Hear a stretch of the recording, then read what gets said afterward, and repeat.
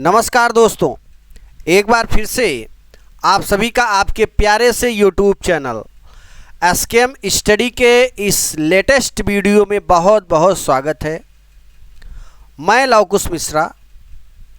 आज के इस वीडियो में आपको क्लास 12th के बच्चों के लिए पिछले प्रीवियस ईयर पेपर का सल्यूशन करने जा रहा हूं।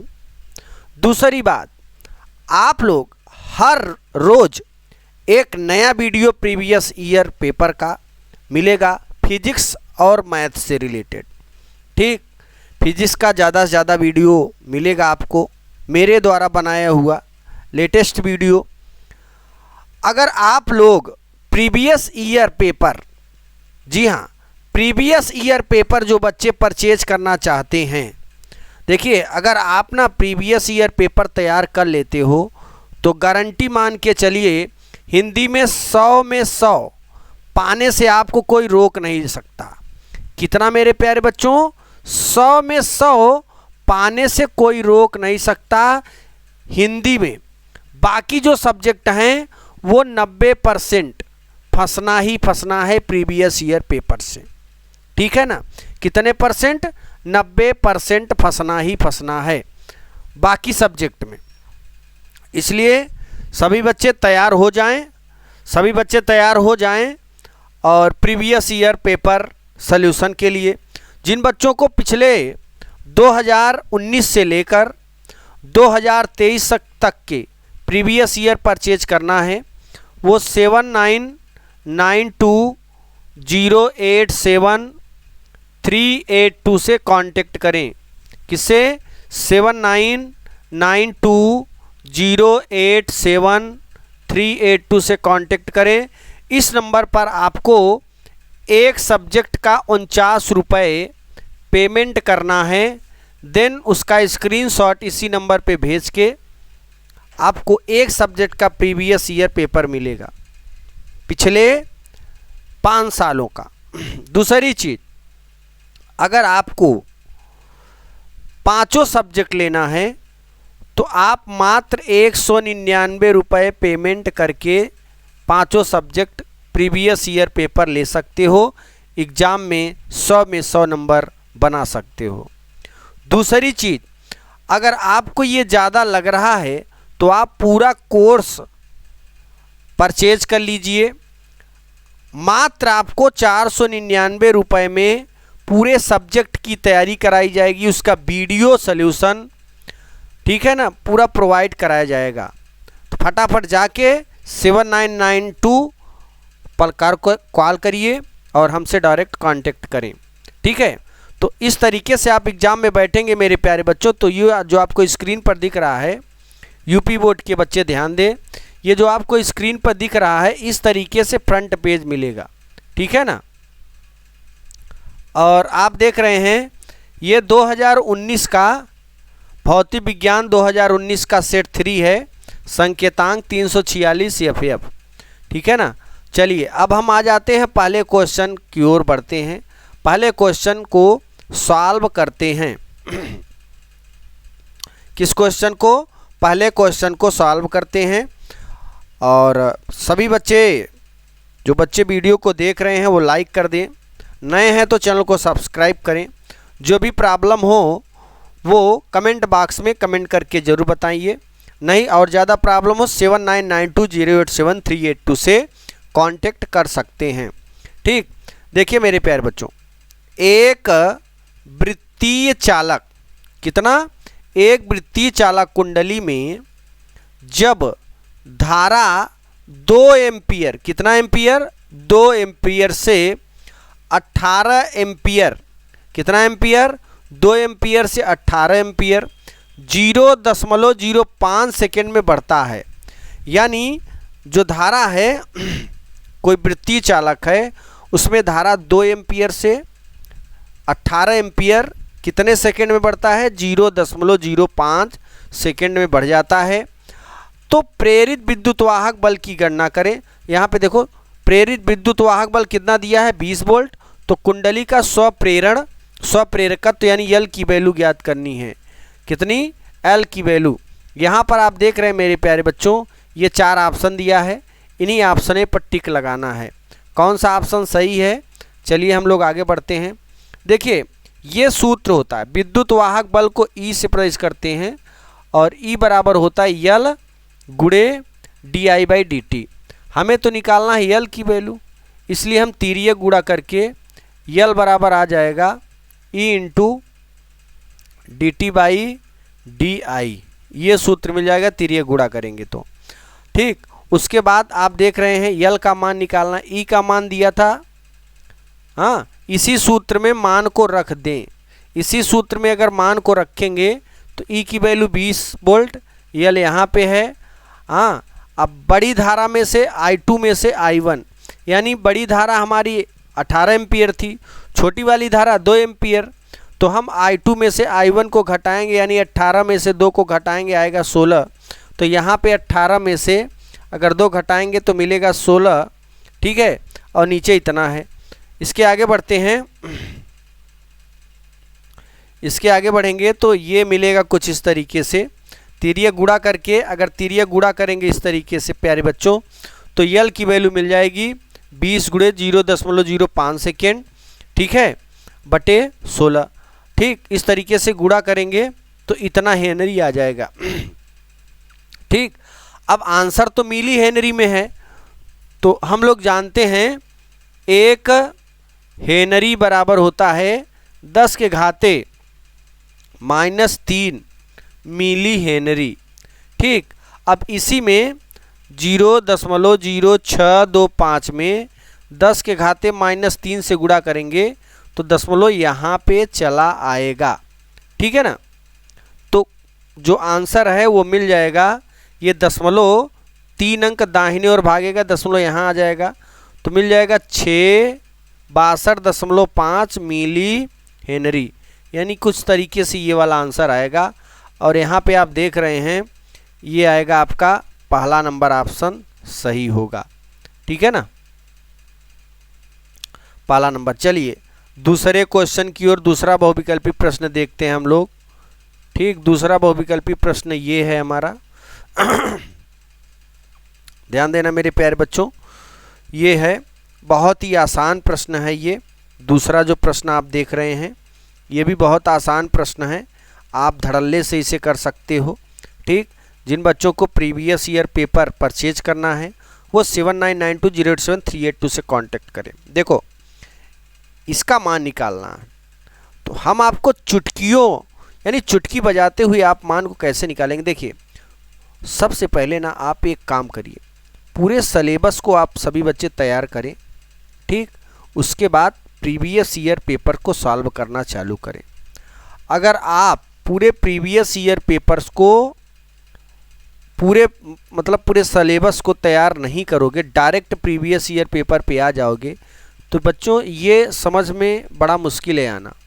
इसलिए आप सभी से अनुरोध है कि ये सारी चीज़ें जितना आपके सिलेबस में है, 14 चैप्टर 1 से लेकर 14 चैप्टर, वो सभी तैयार करके तब प्रीवियस ईयर पेपर्स पे आएँ, या फिर आप जितना तैयार करते जाएं प्रीवियस ईयर पेपर में से क्वेश्चन ढूंढें कि मैंने अभी क्या क्या पढ़ा है, उतने को तैयार करें।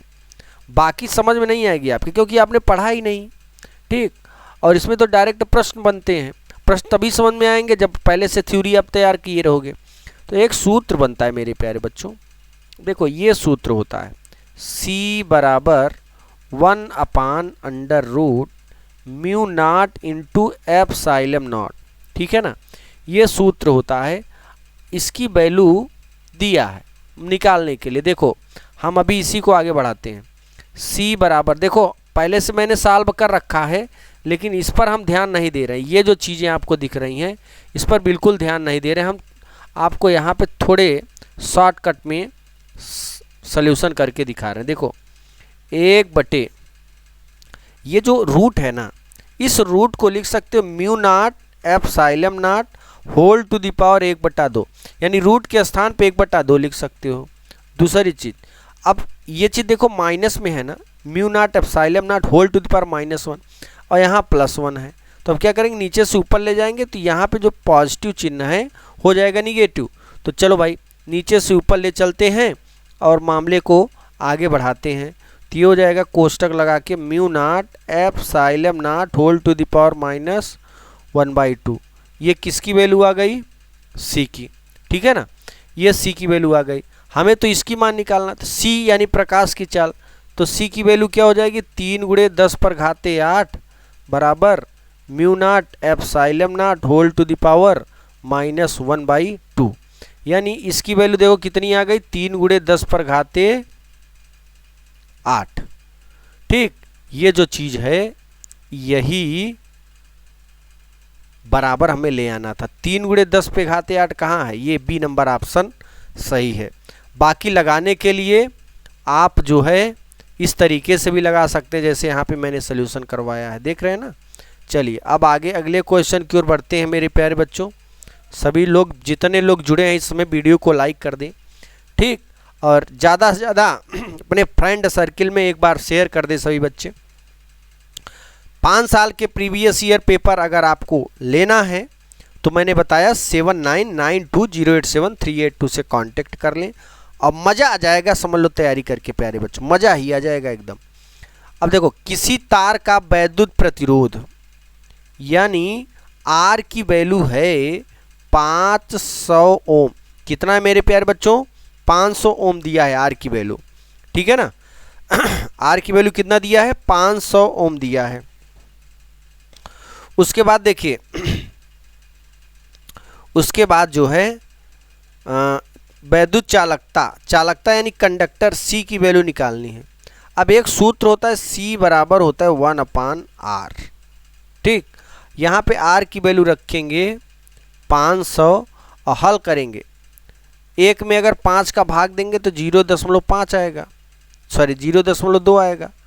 अब बटे 100, ठीक, 0.2 अंक दाहिने ओर ले जाओगे तो कुछ इस तरीके से वैल्यू मिलेगी 0.002 प्रति ओम। ठीक, ये हो गया हमारा आंसर, ये हो जाएगा, ये आंसर ये हो जाएगा। ठीक है ना। चलिए डी नंबर ऑप्शन राइट है इसका। अब आगे बढ़ते हैं मेरे प्यारे बच्चों, ध्यान देना। रेडियो एक्टिव पदार्थ से उत्सर्जित नहीं होता है। क्या नहीं होता है मेरे प्यारे बच्चों? रेडियो एक्टिव पदार्थ से क्या नहीं उत्सर्जित होता है? अल्फा कण, बीटा कण, गामा, प्रोटॉन या प्रोटॉन। तो मेरे प्यारे बच्चों ध्यान देना, यहाँ देखो लिखा हुआ है रेडियो एक्टिव पदार्थ से प्रोटॉन उत्सर्जित नहीं होता है। क्या नहीं होता? प्रोटॉन। यानी इसका ये वाला ऑप्शन गलत है, ये वाला ऑप्शन गलत है, ये वाला ऑप्शन गलत है। इसका चौथा नंबर ऑप्शन राइट है मेरे प्यारे बच्चों। ठीक है ना। चलिए अगले क्वेश्चन की ओर बढ़ेंगे। अंगा नंबर क्वेश्चन हमारा क्या है, जरा ध्यान देना। यहाँ आप देखिए निम्नलिखित कण एक ही वेग से गतिमान है। अधिकतम डी ब्रागली तरंगदैर्ध्य वाला कण है। कौन सा कण? डी ब्रागली तरंगदैर्ध्य वाला कण है। कौन सा कण है? डी ब्रागली तरंगदैर्ध्य वाला। इलेक्ट्रॉन है या प्रोटॉन है या न्यूट्रॉन है या फिर अल्फा कण है। तो ध्यान देना मेरे प्यारे बच्चों, इसका देखिए सॉल्यूशन मैंने यहाँ पे कर रखा है, ज़रा ध्यान देना। देखो अगर डी ब्रागली तरंगदैर्ध्य के अनुसार बात करोगे तो यहाँ पे मिलेगा जो तरंगदैर्ध्य का सूत्र होता है एच लैम्डा बराबर H/mv। यम क्या है? कण का द्रव्यमान है। अतः EnP और अल्फा में इलेक्ट्रॉन का द्रव्यमान सबसे कम यानी 9.1 × 10⁻31 किलोग्राम व अल्फा कण का द्रव्यमान सबसे अधिक 3.34 × 10⁻28 किलोग्राम होता है। उपरोक्त डी ब्रागली सूत्र के अनुसार इलेक्ट्रॉन के लिए डी ब्रागली तरंगदैर्ध्य अधिक होगी। ठीक, यानी किसके लिए अधिक होगी मेरे प्यारे बच्चों? इलेक्ट्रॉन के लिए अधिक होगी। यानी जो इसका पहला ऑप्शन है वो राइट है मेरे प्यारे बच्चों, ये वाला ऑप्शन राइट है। बाकी ये सभी क्वेश्चन इसमें गलत हैं आंसर। चलिए नेक्स्ट क्वेश्चन की ओर बढ़ते हैं। अगले क्वेश्चन की ओर आ जाओ। एक का च देखिए, वह पदार्थ जो किसी चुंबकीय क्षेत्र में रखने पर चुंबकीय क्षेत्र के विपरीत दिशा में क्षीण चुंबक माने कम से कम उसको आकर्षित करे, उसे क्षीण चुंबकन बोलते हैं, प्राप्त कर लेता है, उसे क्या बोलते हैं? प्रतिचुंबकीय पदार्थ, अनचुंबकीय पदार्थ, लौह चुंबकीय पदार्थ, इनमें से कोई नहीं। ये द्रव्य तथा चुंबकत्व नामक चैप्टर से है मेरे प्यारे बच्चों। किस चैप्टर से? द्रव्य तथा चुंबकत्व नामक चैप्टर से है, 5वें चैप्टर से। ठीक, चलिए इसका आंसर देखते हैं। ए नंबर राइट है। वह पदार्थ जो किसी चुंबकीय क्षेत्र में रखने पर चुंबकीय क्षेत्र के विपरीत दिशा में क्षीण चुंबक प्राप्त कर लेता है, प्रतिचुंबकीय पदार्थ कहलाता है। क्या कहलाता है मेरे प्यारे बच्चों? प्रतिचुंबकीय पदार्थ कहलाता है। ठीक है, यानी इसका जो पहला ऑप्शन है वो राइट है, बाकी बी सी डी गलत है। ठीक है ना। चलिए अब एग्जाम्पल की बात करेंगे तो यहाँ पे देखिए, प्रतिचुंबकीय पदार्थ कार्बन, ये टिन, बिस्मथ, एंटीमनी, ये सारी चीज़ें हैं ना यहाँ पे। चलिए नेक्स्ट क्वेश्चन की ओर बढ़ेंगे। आ जाते हैं प्रश्नोत्तर नंबर 2 का क। 2 का क में देखिए, किसी तार का प्रतिरोध R ओम है। ठीक, यदि इस मूल इकाई लंबाई का n गुना, कितना n गुना खींचा जाए। जैसे एक नियम है मेरे प्यारे बच्चों कि अगर किसी तार को खींचकर 2 गुना कर दें तो उसका प्रतिरोध 4 गुना बढ़ जाएगा। कई गुना? 4 गुना। तो n गुना बढ़ा देने पर 4n स्क्वायर हो जाएगा, यानी इसका जो आंसर मिलेगा मेरे प्यारे बच्चों n स्क्वायर r मिलेगा। ठीक है ना। कितना मिलेगा? n square r। देखो हम यहाँ पे देखते हैं, यहाँ पे तो इस खींचे हुए तार का नया प्रतिरोध क्या होगा। ठीक, यहाँ देख, किसी तार का मूल लंबाई L था, अनुप्रस्थ काट का क्षेत्रफल A, प्रतिरोध R बराबर rho into L by A सूत्र से। अब उसकी नई लंबाई क्या है? किसी तार को खींचकर 2 गुना, यानी L लंबाई का तार है तो n गुना बना देते हैं। ठीक, तो प्रारंभिक आयतन बराबर अंतिम आयतन सूत्र लगा देते। ए एल बराबर ए डैश एल डैश, ये हो जाएगा प्रारंभिक ए डैश, एल डैश के स्थान पे एन एल। अब यहाँ से एल से एल कैंसिल, तो मिल जाएगा ए डैश बराबर ए बाई एन। ठीक, उसके बाद देखिए नए तार का प्रतिरोध अगर निकालेंगे तो आर डैश बराबर rho into L dash by A dash. हल करेंगे तो कुछ ये मान मिल जाएगा, एल डैश की वैल्यू ए डैश की वैल्यू रखेंगे तो एन स्क्वायर आर मिलेगा। ठीक है, अब दूसरे के ख में आते हैं। ध्यान देना मेरे प्यारे बच्चों, स्वप्रेरकत्व की परिभाषा लिखिए। किसकी परिभाषा? स्वप्रेरकत्व की। किसी कुंडली का स्वप्रेरण गुणांक अथवा स्वप्रेरकत्व उस प्रेरित विद्युत वाहक बल के संख्यात्मक मान के बराबर होता है जो कि उसे कुंडली में धारा परिवर्तन की दर एकांक होने पर उत्पन्न होता है। इसका मात्रक हेनरी होता है। क्या होता है मेरे प्यारे बच्चों? हेनरी। ठीक है ना। ये 2 नंबर का क्वेश्चन है, बहुत ही जानदार, दमदार, शानदार क्वेश्चन है मेरे प्यारे बच्चों। ये देखो, जो भी स्वप्रेरकत्व की परिभाषा यहाँ पे यही है सूत्र से। ठीक है ना। चलिए दूसरे के ग में आते हैं। दूसरे ग है, निर्वात में एक आवर्त वैद्युत चुंबकीय तरंग के चुंबकन, ठीक है, चुंबकन क्षेत्र वाले भाग का आयाम बी नाट बराबर 510 नैनो टेस्ला। तरंगदैर्घ्य के विद्युत क्षेत्र वाले भाग का आयाम क्या होगा? देखो बी नाट की वैल्यू 510 नैनो टेस्ला है। एक नैनो टेस्ला में होता है 10⁻⁹ टेस्ला, तो हम इस नैनो टेस्ला को टेस्ला में बदल दिए यहाँ पे। ओके, उसके बाद देखो एक सूत्र होता है C बराबर, यानी प्रकाश की चाल बराबर विद्युत क्षेत्र की तीव्रता बटे चुंबकीय क्षेत्र की तीव्रता। तीर्यक गुणा करेंगे तो विद्युत क्षेत्र की तीव्रता बराबर प्रकाश की चाल गुणे चुंबकीय क्षेत्र की तीव्रता मिल जाएगी। अब देखिए मेरे प्यारे बच्चों, यहाँ पर हम मान रखेंगे ना मान क्या रखेंगे, सी की वैल्यू 3 गुणे 10 घाते 8 होगा और बी नाट की वैल्यू 510 गुणे 10 घाते -9 होगा। ठीक, गुणा करेंगे इसका, इसमें हल करेंगे तो 153 न्यूटन प्रति कूलाम आ जाएगा। चलिए नेक्स्ट क्वेश्चन की ओर बढ़ेंगे। अब नेक्स्ट क्वेश्चन क्या है हमारा, माइक्रोवेव का तरंगदैर्ध्य परिसर एवं इसको उत्पन्न करने वाले स्रोत लिखिए। ठीक है ना, तो देखिए ढेर सारे स्रोत हैं, 3 स्रोत यहाँ पे लिखा हुआ है। माइक्रो तरंग के तरंगदैर्ध्य का परिसर 30 सेंटीमीटर यानी 1 गीगाहर्ट्ज से 1 मिलीमीटर यानी 300 गीगाहर्ट्ज के बीच होता है। ठीक है ना, माइक्रोवेव विद्युत चुंबकीय तरंग का एक रूप है। तीसरा पॉइंट क्या है, अल्फा उच्च शक्ति वाले माइक्रोवेव उत्पन्न करने के लिए आवृत्ति के निर्वात ट्यूबों का उपयोग करते हैं। निर्वात ट्यूब यानी बिना हवा वाले ट्यूब का इस्तेमाल करते हैं। इन ट्यूबों से विभिन्न सिद्धांतों पर काम करते हैं। कहाँ करते हैं, विभिन्न सिद्धांतों पर काम। इसमें मैग्नेट्रॉन, इलेक्ट्रॉन, गायोट्रॉन आदि शामिल हैं।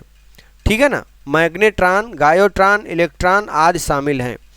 अगला नंबर देखिए, जबकि निम्न शक्ति वाले माइक्रोवेव उत्पन्न करने के लिए कम से कम आवृत्ति पर सुरंग diode, Gunn diode, impact diode, bench top उपकरण, कार्ड लेव चिप, कॉम्पैक्ट उपलब्ध कराते हैं।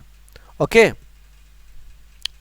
एक चीज़ और, एक पॉइंट और है यहाँ देखिए, सभी गर्म वस्तुएं अपने तापमान के आधार पर निम्न स्तर के माइक्रोवेव का उत्सर्जन करती हैं। ठीक है ना, ये हो गया। चलिए दूसरे का अंगा देख लेते हैं मेरे प्यारे बच्चों। ये जो आप देख रहे हैं ये वाला प्रश्न डेविस तथा जर्मर, ये बहुत इंपॉर्टेंट है, ध्यान देना। डेविस तथा जर्मर के प्रयोग से क्या निष्कर्ष प्राप्त होता है, डेविस तथा जर्मर के क्या निष्कर्ष प्राप्त होता है मेरे प्यारे बच्चों। तो देखो, डेविस तथा जर्मर के प्रयोग से निष्कर्ष निकलता है कि इलेक्ट्रॉन की तरंग रूपी प्रकृति है, अर्थात इलेक्ट्रॉन के तरंग प्रकृति में उपस्थित है। ठीक, और अतः डेविस जर्मर प्रयोग द्वारा इलेक्ट्रॉन का तरंग प्रकृति सिद्ध होता है।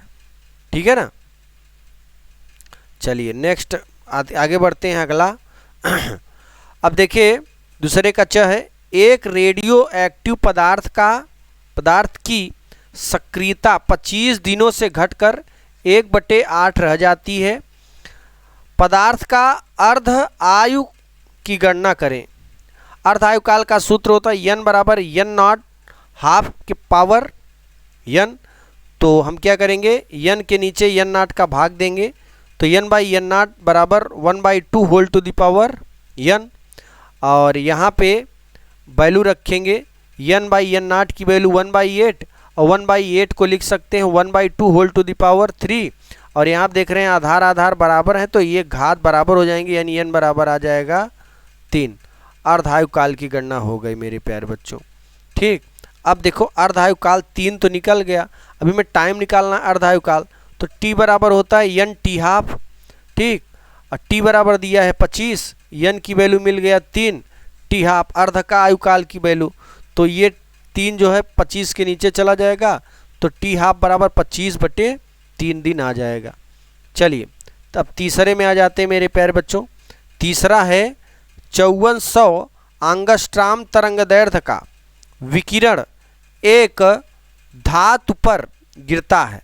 क्या गिरता है, विकिरण, जिसका कार्यफलन 1.9 इलेक्ट्रॉन वोल्ट है। उत्सर्जित इलेक्ट्रॉन की गतिज ऊर्जा तथा निरोधी विभव की गणना करें। किसकी गणना करना है, निरोधी विभव की गणना करना है।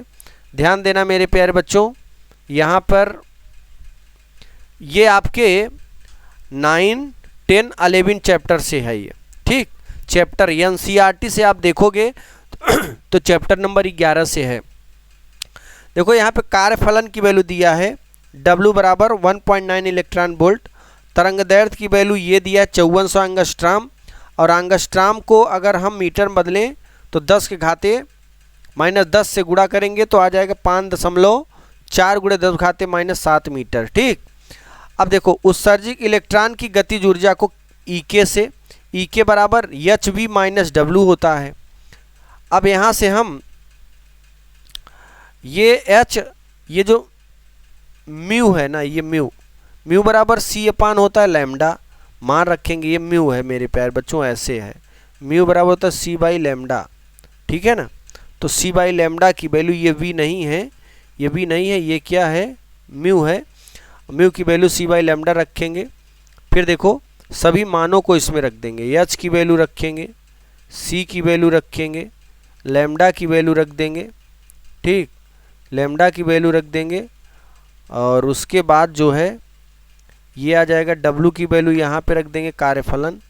फिर इसे हल करेंगे, इसे हल करोगे इतना तो आ जाएगा 2.29, और में से हम 1.9 इतना घटाएंगे तो हमारे पास आ जाएगा इतनी वैल्यू, इतने इलेक्ट्रॉन वोल्ट। ठीक, उसके बाद देखो निरोधी विभव निकालना है, जिसके कारण इस धातु के सतह पर निरोधी V0 हो तो Ek बराबर EV0 होता है, और V0 निकालना है। Ek की वैल्यू ये दिया है, अभी निकाला। E की वैल्यू इससे ही कैंसिल हो जाएगा तो बचेगा 0.40 वोल्ट। ठीक, 3 का ख देखेंगे। अब ध्यान देना मेरे प्यारे बच्चों, 3 के ख में देखो 3 का ख क्या है, तरंग दैर्ध्य लैम्डा 5 × 10⁻⁷, ठीक है, 5 × 10⁻⁷ मीटर के फोटान की ऊर्जा का मान इलेक्ट्रॉन वोल्ट में ज्ञात करें। E बराबर hμ, और hμ की वैल्यू हो गया C/λ। ठीक, अब यहाँ पे E बराबर भी लिख सकते हैं, E बराबर लिख सकते हैं hc/λ। अब देखो मान रख दो, H की वैल्यू ये है, C की वैल्यू ये है, और लैम्डा की वैल्यू ये है। इन सब मानों को रखेंगे और हल करेंगे मेरे प्यारे बच्चों। हल करोगे ना तो ये आ जाएगा ये मान। ठीक, अब ये जूल में है, इलेक्ट्रॉन वोल्ट में बदलना है तो 1.6 × 10⁻⁹ से भाग देंगे तो इलेक्ट्रॉन वोल्ट में आ जाएगा हमारा 2.475 इलेक्ट्रॉन वोल्ट। चलिए, बहुत ही अच्छी सवाल, 3 का ग नंबर क्वेश्चन। ध्यान दें सभी बच्चे। देखिए यहाँ पे ये चीज़ ना, ये चीज़ श्रेणी क्रम में है, ये भी श्रेणी क्रम में है, तो इन दोनों को, और ये है हमारा संधारित्र, ये है रेजिस्टेंस, तो यहाँ पे श्रेणी क्रम का सूत्र लगाएंगे, यहाँ पे श्रेणी क्रम का सूत्र लगा के एक एक तार बनाएंगे। आगे बढ़ते हैं। देखो 2 चीज़ें निकालनी है, प्रत्येक संधारित्र में संग्रहित आवेश यानी Q की वैल्यू निकालनी है, A तथा B के बीच विभवांतर की वैल्यू यानी V की वैल्यू निकालनी है। ठीक है ना, इतना ये बराबर क्वेश्चन मार्क। देखिए श्रेणी क्रम में C1 और C2 यानी दोनों ये जो थे ना, ये दोनों श्रेणी क्रम में थे, यानी C1 और C2। देखो लिखे हैं ना यहाँ पे, यहाँ लिखा हुआ है C1 व C2 दोनों श्रेणी क्रम में हैं, अतः इन पर आवेश की समान मात्रा होगी। ठीक, यानी C बराबर होता है, सूत्र देखो श्रेणी क्रम में 1/C बराबर 1/C1 + 1/C2 ये होता है। इसे हल करके जब हल करोगे तो आ जाएगा C1 × C2/C1 + C2 ये मिलेगा। और यहाँ C1 का मान रखेंगे, C2 का मान नीचे भी रखेंगे, आ जाएगा 2 माइक्रोफैरड। ठीक, अब हमें स्थायी धारा अवस्था में धारा निकालना है, तो V की वैल्यू दिया है 12 वोल्ट, ये देखो 12 वोल्ट दिया है ना, यहाँ पे V की वैल्यू दिया है 12 वोल्ट। बाह्य प्रतिरोध कितना दिया है, बाह्य प्रतिरोध 3-6-1। देखो 1-2 प्रतिरोध, बाह्य प्रतिरोध यहाँ है, 1 यहाँ है, 3-6-1। ठीक है ना। चलिए, तो यहाँ पे R की वैल्यू 3, ये इतना रख देंगे। और ये जो दिया है ये किसका है, ये सेल का प्रतिरोध, तो इसे हम आंतरिक प्रतिरोध बोलेंगे। और ये जो दोनों हैं, ये जो दोनों हैं मेरे प्यारे बच्चों ध्यान देना, ये जो दोनों हैं वे बाह्य प्रतिरोध है, ये आंतरिक है। ये R1 है, ये R2 है और ये हमारा स्मॉल r है। तो हम क्या करेंगे जरा ध्यान देना, तो हम ये तो B की वैल्यू हो गई, ये R1 R2 ये स्मॉल r मान रखेंगे। तो 6 3 9 1 10 यानी 12/10, 12 में 10 का भाग दोगे 1.2 एम्पियर आ जाएगा। ठीक है ना, 1.2 एम्पियर यानी धारा की वैल्यू हमें मिल गई। किसकी वैल्यू, अब देखो धारा की वैल्यू मिल गई। हाँ, तो हम क्या निकाल सकते हैं, ओम के नियम से विभव निकाल सकते हैं। आर की वैल्यू तो पहले से मिला हुआ है 9, 6 3 9, देखो 6 3 9 हुआ कि नहीं, यहाँ पे 6 3 9 आर, कैपिटल आर की वैल्यू है ना, 6 3 9 है, जरा ध्यान देना। ये एक धारा की वैल्यू आई की वैल्यू मिल गई, आर की वैल्यू 6 3 9 है, तो दोनों का मान रखेंगे, इतना वोल्ट आ जाएगा। ठीक, अब पहला मान क्या है, हमें वोल्टेज का मान मिल गया। अब हम निकाल सकते हैं कुल आवेश, Q बराबर CVMN।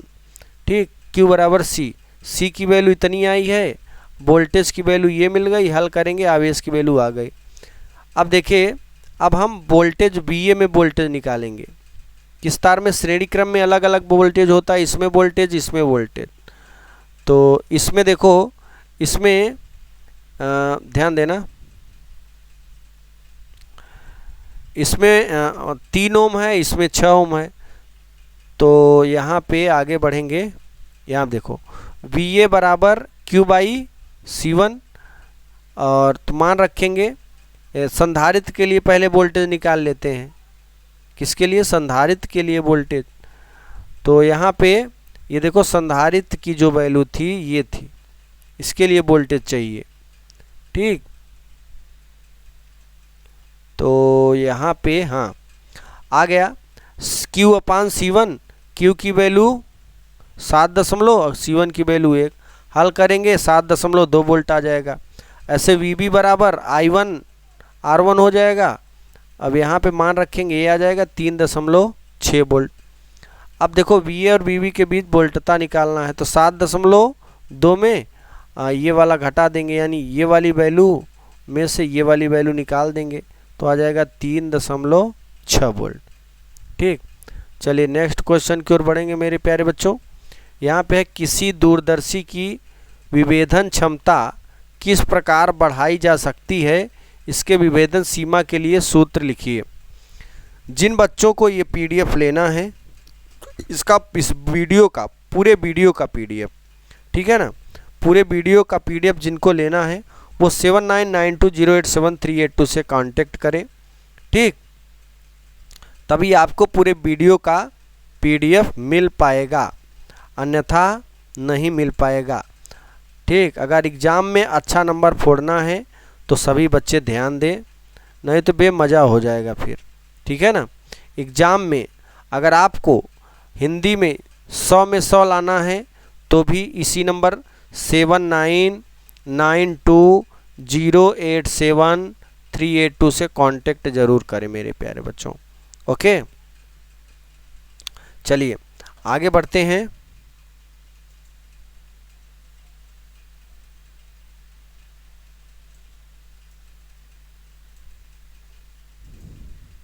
अब देखिए आगे, ये था इसके सीमा के लिए सूत्र बताना है। यहाँ देखिए, दो वस्तुओं के बीच की वह न्यूनतम दूरी जब वस्तु किसी पारदर्शी द्वारा अलग अलग स्पष्ट दिखाई दे सके, उस उपकरण का निवेदन सीमा कहलाती है। दूरदर्शी का निवेदन सीमा प्रयुक्त प्रकाश की तरंगदैर्घ्य लैम्ब्डा के अनुक्रमानुपाती तथा अभिदृश्यक लेंस के व्यास अथवा द्वारक D के व्युत्क्रमानुपाती होता है। किसके होता है, व्युत्क्रमानुपाती। निवेदन सीमा h/λ/d हो गया। या फिर ये प्रोपोर्शनल हटेगा तो ये मिल जाएगा। ठीक है, चलिए आगे बढ़ते हैं। यहाँ पे क्या लिखा हुआ है, निवेदन सीमा को दूरदर्शी के अभिदृश्यक लेंस का द्वारा बढ़ाकर बढ़ाया जा सकता है। ठीक है ना, आगे बढ़ेंगे, जरा ध्यान देना।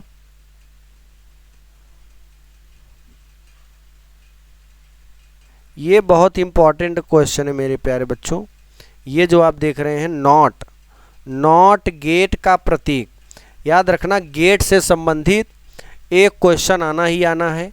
या तो नॉट गेट आए, या नॉर गेट आए, या एंड गेट आए, या नैंड गेट आए, चारों में से एक गेट आना ही आना है। ठीक, इसलिए सभी बच्चों से अनुरोध है कि ये ज़रूर पढ़ें। लास्ट के चैप्टर में है, हाँ लास्ट के चैप्टर में है, बहुत ही अच्छा हमारे द्वारा पढ़ाया जाएगा, आप ज़रूर पढ़ना। ठीक है, चलिए नॉट गेट बुलियन व्यंजक तथा इसकी सत्यता सारणी दीजिए। ये नॉट गेट युक्त में केवल एक निवेशी एक निर्गत y होता है। इसका बुलियन व्यंजक y बराबर a बार होता है। a बार का मतलब समझ लेते हैं। देखिए नॉट गेट यही है, एक इनपुट एक आउटपुट। ठीक, अब नॉट गेट ये प्रतीक है, याद रखना ये प्रतीक है। और यहाँ पे सत्यता सारणी का मतलब ये इनपुट है, ये आउटपुट a डैश है। अगर इनपुट मतलब देखो, अगर जीरो का मतलब होता है, जीरो का मतलब होता है आप, क्या होता है आप, मतलब बंद को हम जीरो बोलते हैं। जैसे कोई चीज़ कहते हैं ना बंद मतलब शून्य, नील बटा सन्नाटा।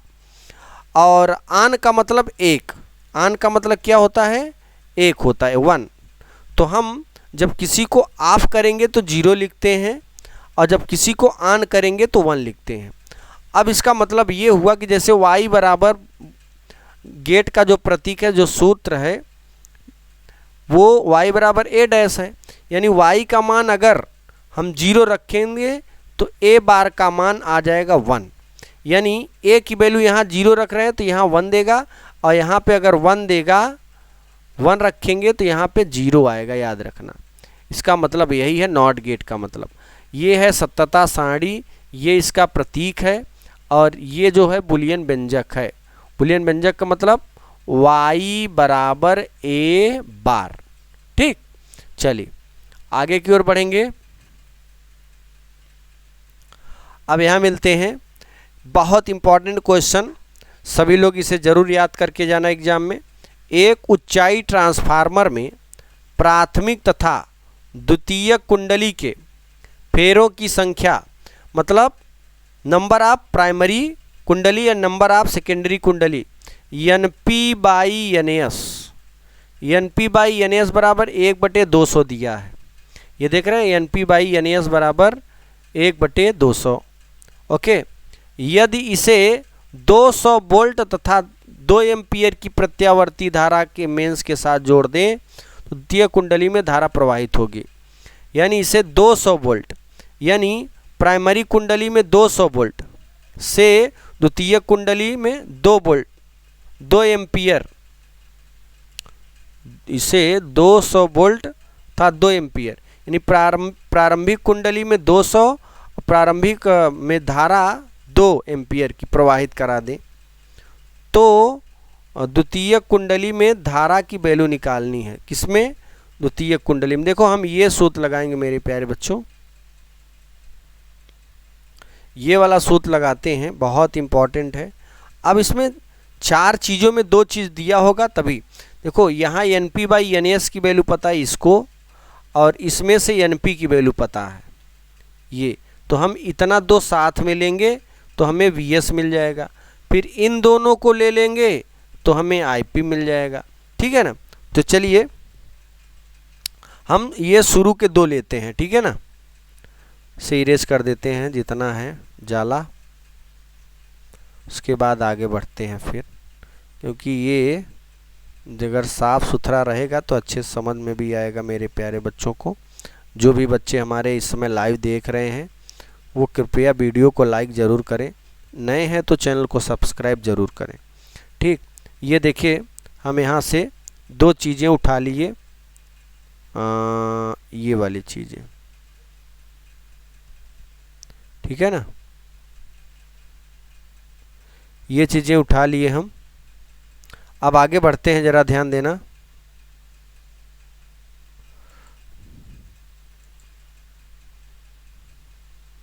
ध्यान देना मेरे प्यारे बच्चों। चलिए आगे बढ़ते हैं, ध्यान देना। दो चीज़ ले लिए, तिर्यक गुणा करके हमें Vs की वैल्यू निकालनी है। तो Vs की जब निकालेंगे तो क्या मिलेगा, Vs बराबर NS बाई IP गुणते Vp।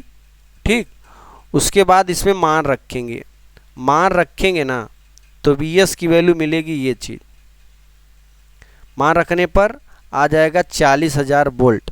अब हमें Is की वैल्यू भी, धारा सेकेंडरी कुंडली, प्राइमरी कुंडली में तो धारा पता था तो हमें पता हो गया, लेकिन सेकेंडरी कुंडली में धारा नहीं पता था, इसलिए हम सेकेंडरी कुंडली की धारा निकालने के लिए ये सूत्र लगाएंगे।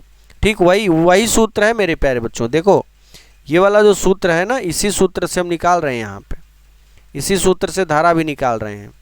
ठीक, तो धारा निकालेंगे और NP बाई NS की धारा रखेंगे और IP की, तो आ जाएगा 0.01 एम्पियर की धारा। ये आंसर आ गया, ठीक है ना। चलिए नेक्स्ट क्वेश्चन की ओर बढ़ेंगे। किसी प्रिज्म के लिए 1 - डेल्टा वक्र खींचिए तथा इसमें न्यूनतम विचलन कोण प्रदर्शित कीजिए और सिद्ध कीजिए कि प्रिज्म के माध्यमान का अल्पतम विचलन कोण स्थिति में अपवर्तनांक इतना होगा। बहुत इंपॉर्टेंट है, कृपया करके ये बच्चे सभी ज़रूर सिद्ध करके जाएं, बहुत इंपॉर्टेंट फार्मूला है। चलिए ये देखिए, ये ग्राफ है। ठीक, इस ग्राफ को याद रखना, और आपतन कोण यहाँ पर है और विचलन कोण यहाँ पर है। एक परवलय टाइप ये जो है वक्र प्राप्त होता है इस तरीके से, ठीक है ना। चलिए सूत्र सिद्ध करते हैं प्रिज्म के लिए। इसी देखो फिगर बना के, जो बच्चे इस सूत्र को अच्छे समझना चाहते हैं वो जाके हमारे प्लेलिस्ट में देखेंगे, ये पूरा सूत्र वहाँ पे आपको मिल ही जाएगा, ठीक है ना। ये पूरा आपको फार्मूला वहाँ पे मिलेगा। ठीक, तो देखो यहाँ से होता क्या है, चित्र आप अच्छे से समझेंगे तो आप जाइए SKM स्टडी के प्लेलिस्ट में आप देखेंगे तो वहाँ पर लिखा होगा प्रिज्म के अपवर्तनांक द्वारा, प्रिज्म श्वेत प्रकाश द्वारा प्रिज्म के अपवर्तन के सूत्र का निगमन। तो वहाँ पे आप जाके इसको अच्छे ढंग से हमने समझाया है, देख लीजिएगा, ठीक है ना। चलिए ध्यान देना है। अब रेडियो एक्टिव विघटन संबंधी रदरफोर्ड तथा सोडी के नियम चैप्टर नंबर 12 का है ये, तथा सिद्ध कीजिए कि n बराबर n0 e⁻ लैम्डा टी जहाँ संकेत के सामान्य अर्थ हैं। ठीक, रदरफोर्ड तथा सोडी के नियम। माना किसी रेडियो एक्टिव तत्व के नमूने में प्रारंभ में t बराबर 0, ध्यान देना,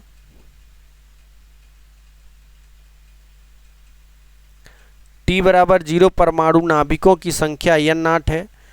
t समय पश्चात यह संख्या n रह जाती है तथा क्षण t प्लस डेल्टा t पर यह संख्या घटकर n - dn रह जाती है। अतः क्षण t पर परमाणुओं के क्षय होने की -dn/dt होगी। रदरफोर्ड व सोडी के अनुसार ये सूत्र मिलेगा और ये प्रोपोर्शनल हटेगा तो एक कांस्टेंट मिलेगा -λn, ठीक है ना। अब देखिए ये सूत्र लगाएंगे तो 1/n dn बराबर -λ/dt, ठीक है। दोनों पक्षों का समाकलन लेंगे तो ये मिल जाएगा। इसका समाकलन हो जाएगा log ऑफ n, इसका हो जाएगा -λ बाहर t प्लस c, यानी ये मिल जाएगा, समाकलन लेंगे। ठीक, बाकी चीज़ों को छोड़ते हुए अगर आगे बढ़ेंगे, c समाकलन नियतांक है अब C का मान ज्ञात करने के लिए समीकरण 2 में t बराबर 0 रखने पर n बराबर n नाट आ जाएगा। ठीक है ना, n बराबर n नाट आ जाएगा। प्रतिस्थापन करने पर ये जो है मान जब रखेंगे यहाँ पे तो हो जाएगा log n नाट बराबर माइनस लैम्डा गुणे 0 प्लस c। ठीक, तो c बराबर क्या मिल जाएगा, इतना मिल जाएगा। अब इस मान को समीकरण 2 में रखने पर, समीकरण 2 में रखोगे तो log n बेस e बराबर minus lambda T plus log n नाट e। ठीक, अब देखो इसको हम इस तरफ पक्षांतर करेंगे तो इससे पक्षांतर करेंगे तो ये मिल जाएगा बराबर माइनस लैम्डा टी हो जाएगा। ठीक, यहाँ पे log m minus log n का सूत्र लगाओगे ये आ जाएगा। फिर यहाँ पे ये बच गया। फिर हम ये यहाँ पे एक सूत्र ये होता है log को घात में बदलने का। देखो ये log a, या फिर इसे काट देते हैं, ज़रा ध्यान देना, सब इरेज कर देते हैं फिर आपको समझाते हैं। चलिए देखिए मेरे प्यारे बच्चों, यहाँ देखो log n बेस a, यहाँ बेस a है बराबर x, ये तो लघुगणकीय रूप में है, घातांकीय रूप में बदलोगे तो n बराबर हो जाएगा a के पावर, ध्यान देना, a के पावर x आ जाएगा। ठीक है, कितना, a के पावर x। ठीक, तो ये हमारा सूत्र मिल जाएगा। तो यहाँ पर यही सूत्र लगाओगे तो ये मिलेगा और तिर्यक गुणा करोगे तो ये मिल जाएगा। ठीक, चलिए आ गया, आपका सिद्ध हो गया। यही तो चाहिए था ना, देखो यही तो चाहिए था, यही तो चाहिए था बच्चों को, यहाँ पे आ गया। ठीक, चलिए नेक्स्ट क्वेश्चन आगे बढ़ते हैं। अब 4 का अंगा देखिए, किरचॉफ के विद्युत परिपथ संबंधी नियमों की सहायता से संतुलन अवस्था में व्हीटस्टोन सेतु सूत्र सिद्ध करें। P बाई क्यू बराबर R बाई S। ठीक, ये जो लिखा है एग्ज़ाम में ये सब बिल्कुल मत लिखना, मैंने आपको समझाने के लिए लिखा हुआ है, लेकिन ये चीज़ लिखने में आपका टाइम वेस्ट होगा। फिगर समझते हैं। फिगर में देखिए, यहाँ से I धारा निकल रही है। कितनी धारा, I धारा निकली, 2 लोगों में बटी, इसमें हो गया I1 और इसमें हो गया I2। अब यहाँ पे तो धारा जाएगी नहीं क्योंकि कुंजी बंद ओपन है, इधर I1 है तो इसमें भी धारा I1 जाएगी, ये I2 है तो इसमें भी धारा I2 जाएगी। ठीक, अब देखो अब होता क्या है मेरे प्यारे बच्चों, होता क्या है, बंद पास का नियम लगाएंगे, किरचॉफ का नियम। तो बंद पास में यहाँ पे इस तरफ धारा जा रही है तो बंद पास का नियम लगा दो। ठीक, बंद पास का नियम क्या कहता है, किसी परिपथ के विभिन्न खंडों में बहने वाली धारा तथा उसके संगत प्रतिरोधों का गुणनफल का योगफल तथा उस परिपथ में विद्युत वाहक बलों के बीजगणितीय योगफलों के बराबर होता है। यानी ये सूत्र होता है सिग्मा आई आर बराबर सिग्मा ई, यहाँ पर यही सूत्र लगेगा। ठीक है, तो यहाँ देखो इसमें कितनी धारा बह रही थी, I1 और प्रतिरोध P है, प्रतिरोध P है। ठीक, प्रतिरोध P है और यहाँ पे I1, तो ये हो गया हमारा I1P। अब इस तरफ आएगी धारा। ठीक, इस तरफ अगर हम परिपथ ले लें, ध्यान देना, एक हम बंद पास लेंगे इस तरीके से, ये तो गड़बड़ हो गया यार, रुक जाओ 1 मिनट, इसे हम इरेज कर देते हैं। यहाँ पे पहले बंद पास लेना पड़ेगा ना, बिना बंद पास के कैसे हल होगा, 1 मिनट। चलिए यहाँ देखो बंद पास, थोड़ा और नीचे कर देते हैं, बंद पास A B D A में, तो यहाँ लिखेंगे बंद पास A B D A में। अब बंद पास में धारा ऐसे जा रही है, बंद पास भी ऐसे जा रहा है, यहाँ पे यही सूत्र लगाना, सिग्मा आई आर बराबर सिग्मा ई। ठीक, सिग्मा आई आर बराबर सिग्मा ई लगाएंगे।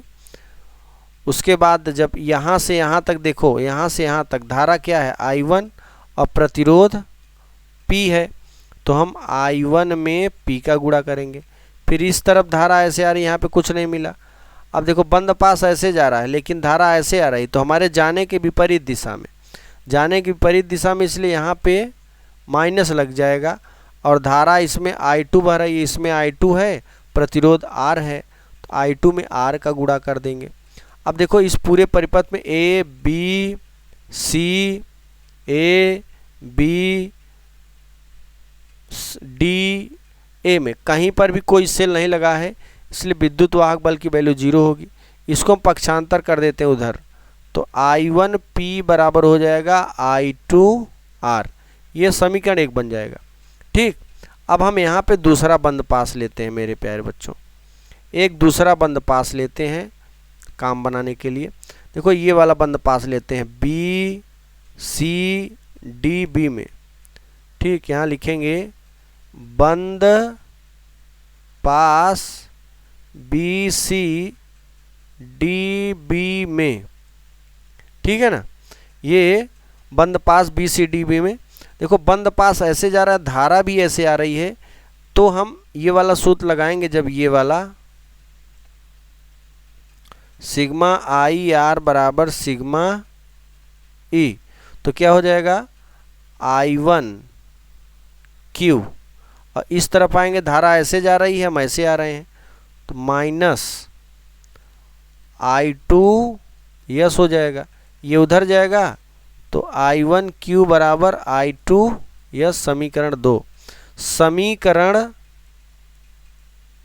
समीकरण 1 भागा 2 में, 1 में 2 का भाग करोगे तो ये हो जाएगा I1 P बटे I1 Q बराबर I2 R में हम I2 यस का भाग देंगे, I2 से I2 और I1 से I cancel, P by Q बराबर R बाई यस आ जाएगा।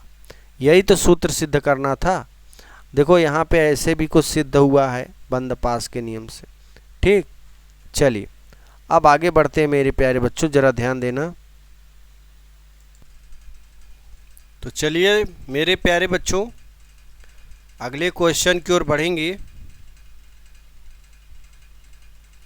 ध्यान देना, आयाम माडुलित वोल्टेज इलेक्ट्रॉन का मान 150 इतनी वैल्यू है, ये समीकरण ही है ना, इतना यहाँ तक। इसमें मैं आवृत्ति और वाहक आवृत्ति, माडुलित आवृत्ति और वाहक आवृत्ति निकालना है इसमें। ठीक है, 2 आवृत्तियाँ निकालनी है, ध्यान देना। तो 2 आवृत्तियों को निकालने के लिए हम क्या करेंगे, देखिए आयाम माडुलित वोल्टेज समीकरण ये है। ठीक, और इस समीकरण की तुलना इससे करेंगे। इससे जब करोगे तो काफ़ी चीज़ें निकल के आएंगी, जैसे ओमेगा C की वैल्यू इतना मिल जाएगा, इसी की वैल्यू 150 मिल जाएगा, यमए की वैल्यू 0.5 मिल जाएगी, ओमेगा यम की वैल्यू 3250 मिल जाएगा। ठीक,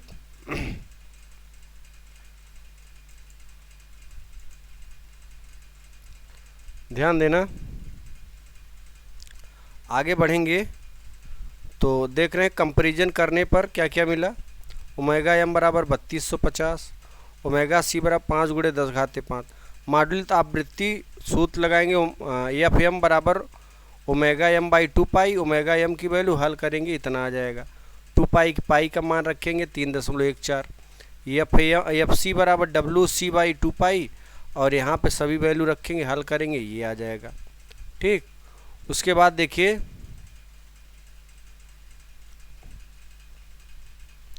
अगला क्वेश्चन है, ज़रा ध्यान देना। नेक्स्ट क्वेश्चन बहुत ही धमाकेदार क्वेश्चन है मेरे प्यारे बच्चों, और इस क्वेश्चन को लगाने से पहले हम लोग अच्छे से पहले क्वेश्चन पढ़ेंगे। ठीक, क्वेश्चन है वैद्युत अनुनाद किसे कहते हैं। क्या पूछ रहा है, वैद्युत अनुनाद किसे कहते हैं। श्रेणी अनुनादी परिपथ की सहायता से अनुनादी आवृत्ति के लिए व्यंजक प्राप्त कीजिए। ठीक, तो यहाँ पे व्यंजक हमें निकालना है, तो हम कैसे निकालेंगे व्यंजक। यहाँ देखो LCR परिपथ में, ये प्रत्यावर्ती धारा का क्वेश्चन है। यहाँ पे जो प्रेरित प्रतिघात XL है, धारती प्रतिघात XC है, इसे वैद्युत अनुनाद कहते हैं। ठीक है ना, यानी जब किसी LCR परिपथ में मुख्य धारा आरोपित वोल्टेज की कला में होता है, अर्थात प्रेरण प्रतिघात XL धारती प्रतिघात XC के बराबर होता है, तो इसे अनुनाद कहते हैं, तथा इस परिपथ को अनुनादी परिपथ कहते हैं। ठीक, आगे देखिए, श्रेणी अनुनादी परिपथ की सहायता से अनुनादी आवृत्ति। ओके, श्रेणी अनुनादी परिपथ की वह परिपथ है जिसमें आरोपित वोल्टेज की आवृत्ति परिपथ की स्वाभाविक आवृत्ति के बराबर होता है। ठीक है ना, यहाँ पे Z बराबर ये मिल जाएगा, और इसमें वैल्यू रखेंगे XL बराबर होता है ओमेगा L, और XC बराबर 1/ωc। इस तरीके से आप जानते हैं अनुनादी स्थिति में XL XC के बराबर होता है, तो जहाँ XL है वहाँ पे क्या कर देंगे XC। उस स्थिति में ओमेगा L बराबर हो जाएगा 1/ωc। आगे बढ़ेंगे तो ओमेगा L बराबर 1/ωc वर्ग करेंगे तो ये आ जाएगा, और वर्गमूल लेंगे दोनों पक्षों का, तो 1/√। ओमेगा बराबर 2πf होता है, तो जहाँ पर एफ की वैल्यू अगर निकालोगे तो 1/ओमेगा/2π हो जाएगा, और यहाँ पे ओमेगा की वैल्यू रखोगे ये वाला, तो एफ की वैल्यू इतनी आ जाएगी। ठीक है ना, चलिए नेक्स्ट क्वेश्चन की ओर बढ़ेंगे। प्रत्यावर्ती धारा परिपथ में विभवांतर का वर्ग माध्य मूल मान इतना है, 100√2 वोल्ट है। ठीक, विभवांतर का शिखर मान ज्ञात कीजिए। उसके बाद पूरे चक्र के लिए विभवांतर का औसत मान क्या होगा। अब विभवांतर का शिखर मान देखिए, एक प्रत्यावर्ती धारा परिपथ में Vrms बराबर 100√2 है, और विभवांतर का शिखर मान अगर निकालेंगे V0 बराबर Vrms/√2। Vrms की वैल्यू 100√2 और इसमें गुणा करेंगे 200 वोल्टेज आ जाएगा। पूरे चक्र के लिए औसत मान Va बराबर 2V0/π, V0 की वैल्यू रखेंगे, हल करेंगे, आ जाएगा 127.4। अब आगे देखिए, हाई गेंस बहुत इंपॉर्टेंट है। हाई गेंस की द्वितीय तरंगिकाओं का सिद्धांत लिखिए, इसके आधार पर प्रकाश के परावर्तन की व्याख्या कीजिए। ठीक है ना, इसके आधार पर प्रकाश के परावर्तन की व्याख्या। तो ये देखिए हाई गेंस की द्वितीय तरंगिकाओं का सिद्धांत ये है।